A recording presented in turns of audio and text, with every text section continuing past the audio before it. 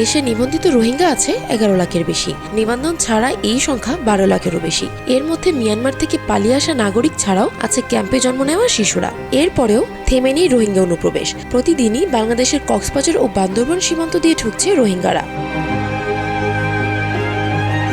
এসব রোহিঙ্গা শরণার্থীদের নিয়ে নতুন এক সংকটের মুখোমুখি হতে যাচ্ছে ইউনুস প্রশাসন। কেননা রোহিঙ্গা শরণার্থীদের খাদ্য সহায়তার পরিমাণ অর্ধেকে নামিয়ে এনেছে জাতিসংঘ খাদ্য কর্মসূচি WFP।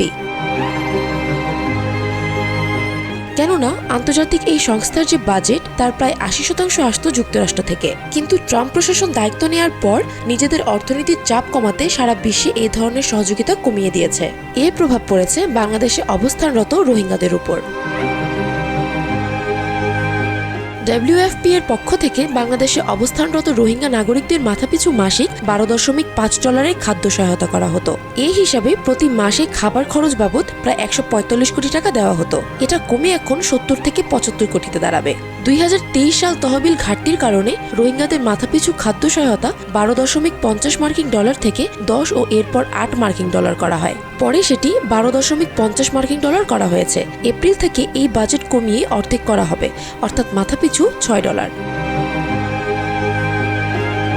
খাদ্য সহায়তার পাশাপাশি রোহিঙ্গাদের বাসস্থান, বিশুদ্ধ পানি, পয়ঃনিষ্কাশন, লিগ্যাল সাপোর্ট, প্রোটেকশন সহ বেশ কিছু বিষয় জয়েন্ট রেসপন্স প্ল্যানের বাজেট থেকে রোহিঙ্গাদের সরবরাহ করা হয়। তবে রোহিঙ্গাদের নিরাপত্তা দিতে গিয়ে আর্মড পুলিশ ব্যাটালিয়নের APVN 2500-এর মতো ফোর্স রয়েছে। তাদের খরচ যোগাচ্ছে বাংলাদেশ। আবার শরণার্থী ত্রাণ ও প্রত্যাবাসন কার্যালয়ে 42 জন কাজ করছেন। তাদের বেতন ও ভাতাও দিচ্ছে বাংলাদেশ সরকার।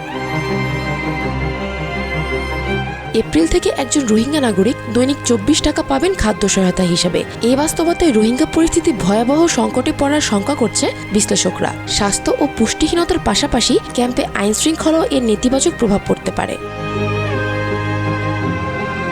কর্মকর্তারা বলছেন, বর্তমানে জনপ্রতি মাসে যে $12.5 বরাদ্দ দেওয়া হয় সেটিও যথেষ্ট নয়। যে কারণে অনেকেই কিন্তু খাবার জোগাড় করতে গিয়ে ক্যাম্পের বাইরে চলে যাচ্ছে। তারা স্থানীয়দের কাজের সংকট তৈরি করছে। অন্যদিকে নিরাপত্তা বিশ্লেষকরা বলছেন, লাখ লাখ রোহিঙ্গা নিয়ে আগে থেকেই নানামুখী সংকটে বাংলাদেশ।